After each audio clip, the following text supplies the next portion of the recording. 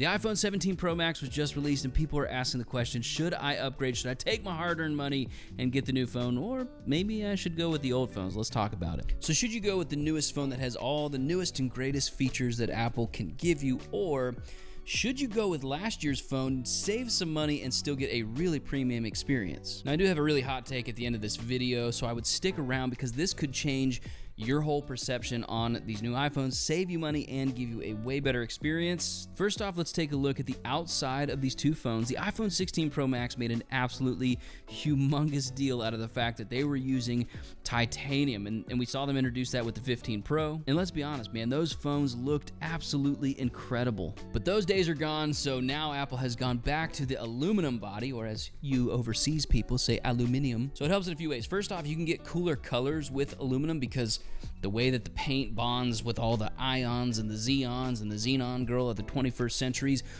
it does something with the color that makes it better. Titanium was much harder to make, funky cool colors, and now we've got this cosmic orange, we've got the blue one, which I have, and if I'm honest, I think they look better this year than last year. Though, the titanium just felt more futuristic. Something about it, especially the way they announced it with like asteroids and stuff, it just felt really cool. And then the other big advantage to aluminum is the fact that you get heat dissipation. If you look at the iPhones, the 15 Pro especially, because people just thought that thing overheated all the time, which it pretty much did for most people. I had a great one. However, this aluminum body with the vapor chamber makes it so that the heat dissipates throughout the entire phone, which for all you Genshin Impact gamer boys, that's a good thing.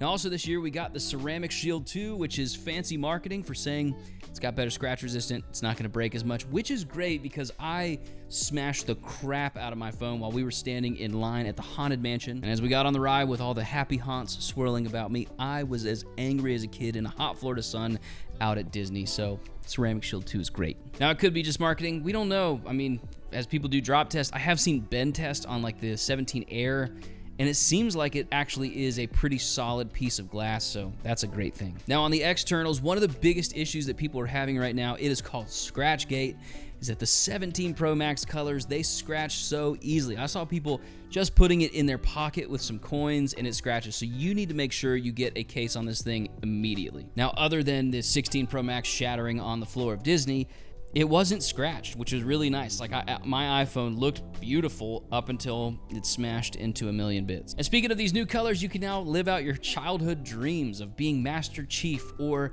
a Ninja Turtle with the orange color with the green case. I've seen a lot of people do it. It is pretty cool. I, however, went with the blue.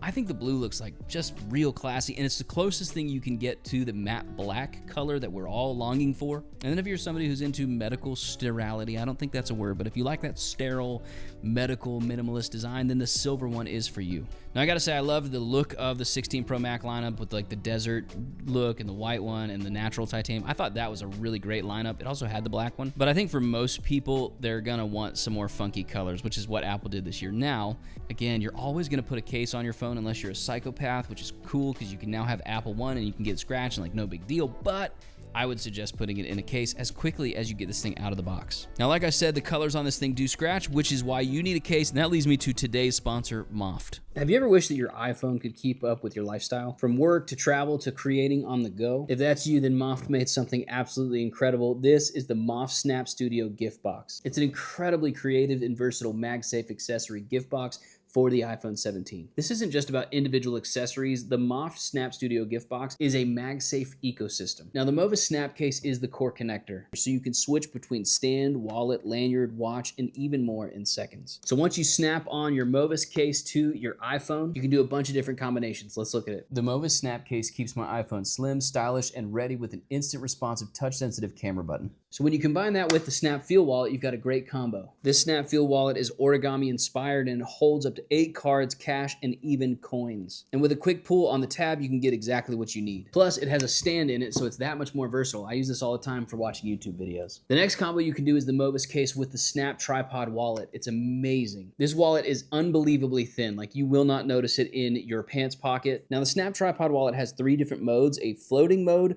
for calls, a vlogging mode for content creation, and a stand mode for browsing or charging your phone. And it even has space for 2 cards, and it works with NFC. The Snap Studio gift box gives you minimalism, agility, and style. It's designed for everyday life and for travel. If you're ready to create anywhere, go in the link in the description below. So get yours today. That's the MOFT Snap Studio gift box. That's innovation you can snap on and go. Now let's talk about the internals. The internals on the 17 Pro Max are just a slight upgrade from the 16 Pro Max.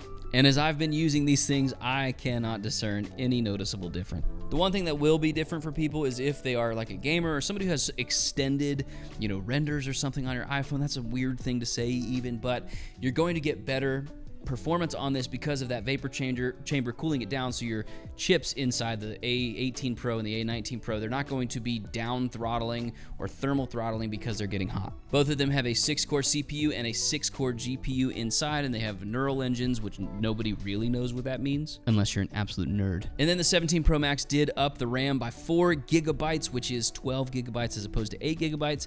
That is helpful because as we go into the future, even like websites and like apps, they're just getting more and more robust, so having extra RAM is helpful. Now, one cool thing on the 17 Pro Max is the fact that if you get the eSIM only version, you're going to get more battery life because it's got a bigger, thicker battery. And so on the 17 Pro Max, you're getting 39 hours of video playback, or 33 on the 16 Pro Max. Now here's the thing, they turn off Wi-Fi, they turn off Bluetooth, they turn the brightness all the way down for that, so don't expect to get on like a transcontinental flight and have like 0 battery loss. That's not gonna happen. Next, let's talk about the differences of displays on these two iPhones. They are absolutely gorgeous. This is one of those things, when you look at an iPhone, you're like, man, this is just a smartphone perfected. They're both the same size and resolution, 6.9-inch OLED, 2868 by 1320.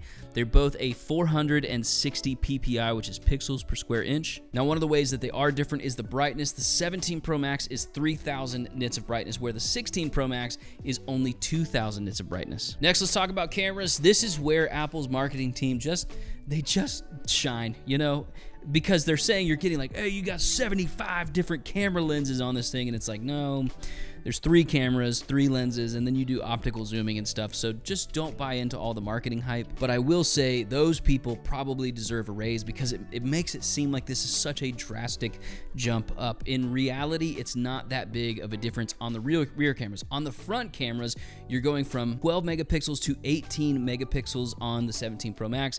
That is actually a pretty big upgrade. I think it's a helpful thing because a lot of people, they're taking pictures of their family, they're trying to get as much megapixels in there so they can crop stuff out and all that. That's a great thing. The cameras are, though, they're just fantastic. So if you're upgrading for cameras alone from the 16 Pro Max to the 17 Pro Max, I don't think I would do that. I don't even use the telephoto lens, which is the lens that got the huge upgrade in this phone. So if you're a wide angle person like me, you take all your photos in wide angle, it's not even gonna feel like an upgrade because it's really not. Next, this is probably gonna be most people's kind of deciding factor, is the price of these two phones. The iPhone Pro Max is $1,199, while the iPhone 16 Pro Max, it's looking like it's heading towards the $1,000 mark. We might get some better prices once we get into the Black Friday season, that whole time frame with Cyber Monday, Black Friday. You might find some better stuff. So now with the ultimate question, which one of these two phones should you go for? Should you go for the 17 Pro Max with some of the new features, or the 16 Pro Max and save money and still get that premium, feel of a product? I will tell you, I don't notice a difference between these two phones. 17 Pro Max is bigger, it's a little bit heavier, a couple grams heavier. It just, when they're sitting on a table or you're using them in your hand, they feel like the exact same phone. So for me, what I would rather do, I would rather buy the 16 Pro Max and use that extra $200 to get, closer to an Apple Watch SE or something like that, or get last year's Series 10 Apple Watch, because that's a great option too. Or, and here's the spicy take, you could actually, don't click off the video for this. You could actually go Android. This year, Android phone lineups, they're just looking so much more interesting than the Apple lineup. You got the Z Fold Flip, it flips down into such a small little phone package.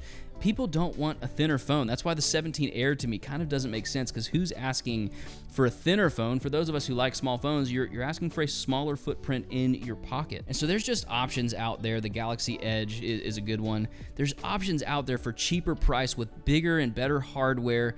Yes, you're no longer in the Apple ecosystem, and I totally get that, because that's the thing that keeps me in Apple's walled garden, is the ecosystem. It's absolutely phenomenal. But if you don't really care about the ecosystem, you don't have an Apple Watch and an iPad and a MacBook Pro, then going outside of Apple to Android might be the best bet for the future. Now, I will say, if you can hold off, I'm imagining that this next upgrade cycle, so the 18 cycle, will probably introduce a folding iPhone, because the iPhone 17 Air, it looks like it's so thin, and so taking two of those, smashing those together, that's going to be an awesome phone. So let me know which one you're going to go with in the comments below. Like this video if you found it helpful. That always helps the channel. And if you like this video, maybe you're going to like this video right here talking more about the 16 Pro Max. And subscribe to the channel because we're on our way to 20,000. I'll see you guys in the next one.